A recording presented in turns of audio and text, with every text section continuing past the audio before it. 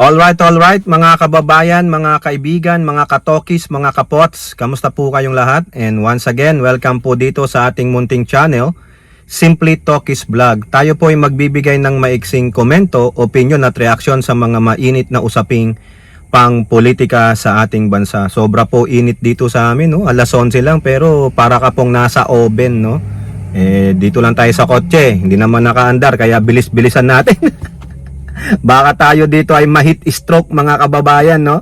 Ang pag-usapan natin, ito pong si Congressman Sandro Marcos kasi po meron po siyang kasagutan sa tanong ng isang reporter tungkol po dyan sa pag-iimbestiga ng Kongreso sa mga flood control budget fiasco. At ganun din po ang governor ng Bulacan na si Governor Daniel Fernando. Kung maalala nyo, isa po yung former actor pero ngayon po ay governor na ng Bulacan, nagdadalamhati po sa nalaman niyang wala naman siyang nakita na flood control project o anumang pondo na meron pala sa bayan niyang Bulacan na yung pala ang numero 1 sa dami ng flood control projects. No? Nung nalaman niyang may 12 billion si Joel Villanueva na senator mula Bulacan, sana punta! O di po ba? Shout out po lahat sa inyo and may God bless us all. So unahin natin mga kababayan, ito pong si Representative ng Ilocos Norte 1st District, Sandro Marcos, ay natanong tungkol sa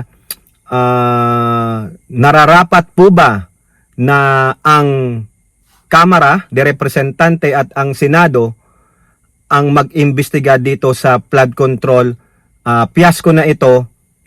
Kung tutuusin, may mga sangkot, may mga pangalan ng mga mambabatas sa parehong house, no, lower and upper house ang nasasangkot sa mga naglalakihang mga construction firms, no? Alam nyo kaagad ang sagot ni Sandro Marcos doon sa bidyong napanood natin. Sabi niya, I agree na hindi dapat sila ang maghearing. Tama naman para sa akin. Tama po yung sagot ni Kong Sandro Marcos. Ako po ay umuoo sa sinabi niya. Sa sagot niya na, oo, hindi dapat na sila ang gumawa ng hearing. Para po hindi bias. Para wala kang kikilingan. Para hindi lang yung mabababa tulad ng mga bottom feeder ng mga district engineers, mga engineers, mga councilors lang o whatever have you, barangay tanod, barangay kapitan lang ang mapapanagot. Dapat kasama yung mga LGU officials na mayor, kung sangkot ang vice governor o mga pamilya-pamilya nila. At higit sila, sino yung kakutsaba nila sa DPWH at sino yung kakutsaba ng construction firms na mga politiko at mambabatas. Tama po yun. Di ba? Matalinong sagot ng isa sa mga young guns na mambabatas. Kasi magiging clouded yan eh. Tingnan nyo, bakit si Ridon? Bakit si Bunuan ang pinapatawag niya una? O ano ang next? Sino ang next? Ridon? Ha? O si Magalong na naglilinis-linisan. O, di ba may mga kaso din yan? Ba't hindi nyo isamons? Tapos sabi pa ni Magalong, siya na lang daw ang mag-lead, mag-imbestiga. Hindi ka pwede Magalong. May kaso ka din eh. Kung si Rimulya nga, di ba, may sinampahan ng kaso sa ombudsman dinisqualify ng Judicial Council eh. Di ba? O, isipin niyo, katinang dila ako. Ha? Tama po si Sandro Marcos. Kumbaga hindi dapat ang house, no, both upper and lower house ang mag-imbestiga. Hindi dapat si Pampilo Lacson.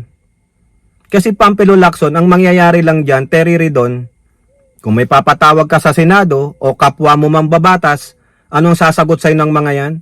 They will use the card, parliamentary courtesy. Maalala nyo si Bato? Di ba puro na lang parliamentary courtesy ang ginagawa ni Bato, di ba mga kababayan? Wala mangyayari sa investigasyon. Paano kung kumare mo yun? Malapit sa'yo, true friends kayo, beshi-beshi kayo, ano mangyayari? Mapapatawag ba ni Ridon si Joel Villanueva Mapapatawag ba ni Ridon si Escudero? At ganun din sa Senado si Lacson? Mapapatawag mo ba si Elizalde Co? At yung iba pang mga congressman na nananahimik ngayon dyan sa palad control na yan? Kaya tama po, matalinong sagot po yung kasagutan ni Representative Sandro Marcos. Sabi niya dapat ang executive branch ang dapat na mag-imbestiga. Sino sa executive branch? E di yung DOJ. Saka yung MBI, tulad na sinasabi ko sa mga LS ko. Dapat nga nag-initiate na diyan ng DOJ na mag-imbestiga o kaya MBI tapos ipo-forward yung investigasyon sa sa DOJ o yung mga prosecutors diyan.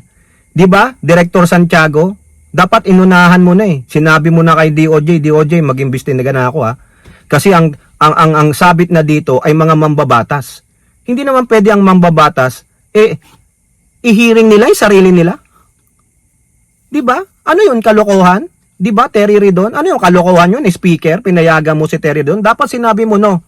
Hindi tayo ang makikialam diyan. Kasi nasasabit tayo Kailangan independent body. Kailangan executive level. MBI o DOJ. Hindi tayo makialam kasi sangkot tayo O dapat ganun din. Hindi pwedeng mag-imbestiga si Lacson. May mga sangkot ng mga senator Paano yan? Paano kung sa listahan mo na sasabihin mo makikipag-coordinate ka kay Magalong? Sabi ni Magalong may 60 na mga mambabatas. Kung kasama diyan mga ngayon senador na. Paano? Paano yung mga ila doon nandun sa HOR? Paano? Kaya mo? Pustahan tayo. Gagamitan lang nila diyan ng parliamentary courtesy. Walang mangyayari. Ang mapapanagot lang yung mga bottom feeder tulad nung sinabi ko kanina. Siguro yung mga ASEC-USEC lang ng DPWH at ilang pang sangay ng pamahalaan tulad siguro may MMDA pa dyan. Kung sakasakali lang hindi ko po sinasabing may katiwalian sa MMDA. Pero sa DPWH meron yan, meron ang USEC Di ba na napaka-bilyonaryo pala? Dapat executive level. Di ba? Nandyan sa MBI at DOJ sila ang mag-imbestiga para patas. Di ba? Director Santiago, dapat wala kang kikilingan. Di ba? DOJ, mga prosecutors, wala kayong kikilingan. Panagutin ng mga yan. Nalantad po mga kababayan Biruin nyo, kukupit lang daw, bilyon pa. Buti sana kung kinupit mo lang 1,000, payag na ako 1,000, bigyan na lang kita 1,000. Wala pang $100 yan. Wala pang $20 yan. Sobra-sobra pa.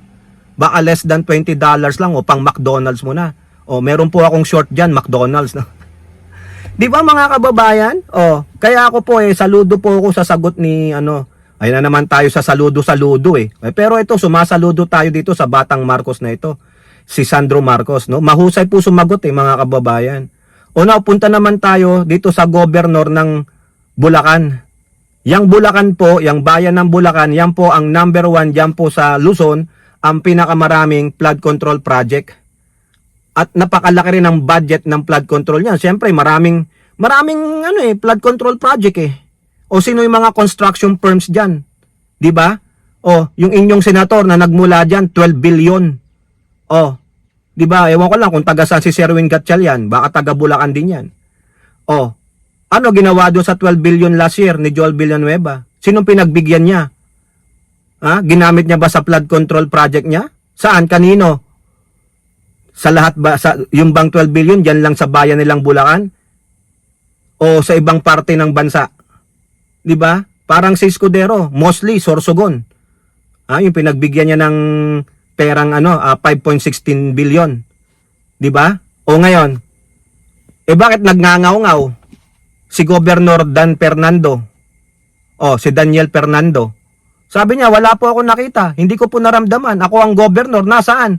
Bakit patuloy pa rin kaming binabaha? Ganon din po yung sentimento ng mga taga-Bulacan. Bakit kami binabaha? Kung may flood control naman, kung maayos, bilyon-bilyon naman pala ang pera. Tanungin nyo po si Villanueva. Tanungin nyo yung mga congressman ninyo. Kung may congressman kayo. Huwag nyo tanungin si Dan Fernando. Wala po siyang alam Hindi niya nga daw po nakita yung halagang 3 billion pala ang nakaset aside. Nasaan? Nasaan yung 9 billion ngayon? Joel Villanueva, pinunta mo sa ibang mga flood control project ng mga donors mo? Bayad utang sa mga donors? Nananahimik po si Joel Villanueva No? Hindi niya may depend. Nasaan? Sige nga. O tapos nalaman natin may lavish marangyang birthday party niya diyan sa National Museum and Arts. 'Di ba? O. Samantalang yung mga kababayan mo binabaha. Yung governor ninyo nagngangaw nga, wala siyang makitang effective na flood control, tapos party. 'Di po ba? O ayan, sige, birahin mo sila, Dan Fernando. Ha?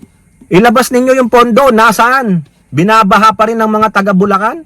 Ang dami pala ninyong flood control, ano nangyari? O, di ba? Baka naman, nangyari, hindi nangyari, nangyari na. O, kayo po, ano pong inyong masasabi? Comment down below and don't forget to like and share. Hope to see you in the next videos. Bye-bye. God bless.